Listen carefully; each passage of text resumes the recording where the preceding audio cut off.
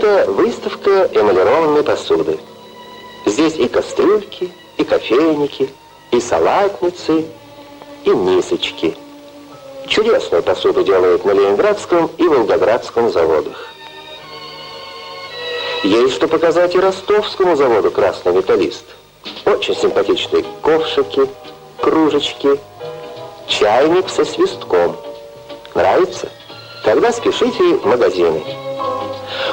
У вас есть салатницы, маленькие мисочки, детская кружечка? Нет, кружек нет и мисок нет. Нет? Нет. А есть такой чайник эмалированный со свистком? Да, в московских магазинах нам не повезло. Отправимся в Ростов. Но и здесь нет ни мисочек, ни кастрюлек, ни салатниц, ни кружечек. А что на это скажет директор Ростовского завода «Красный металлист»?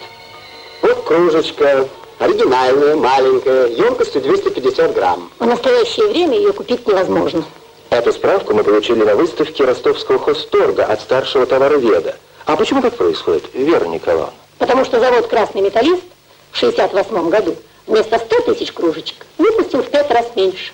Все жалуются, что их очень мало, но посуду планируют в тоннах. Так что, сами понимаете. Нет, не понимаем.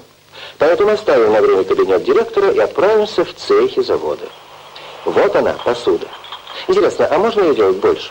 Да, если, конечно, только уберут отсюда крупную посуду. Так почему же ее не убирают? Крупную посуду, конечно, выгоднее делать. Вот как. Так, может быть, у вас и зарплата на заводе от тоннажа зависит? Конечно, от тоннажа. Чем крупнее делаем посуду, мы тем больше и получаем. Вот так. Вот теперь понятно. Значит, заводу легче выпустить 1 бак вместо 52 кружечек.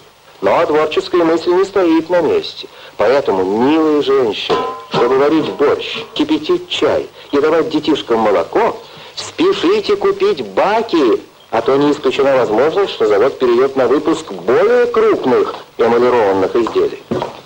Ну, а теперь можно вернуться в кабинет директора. Обратите внимание на некоторые образцы нашей художественно оформленной посуды. Вот, например, оригинальный образец. Кастрюлька эта взята из плены лучших образцов. Товарищи, заказы на эту посуду шлите по адресу Ростов-Дом, завод «Красный металлист». Но особый интерес представляет, скажем, этот чайник со свистком, который мы освоили и выпускаем. Нам этот чайник найти в магазинах пока не удалось. Поэтому директор завода любезно согласился продемонстрировать его работу.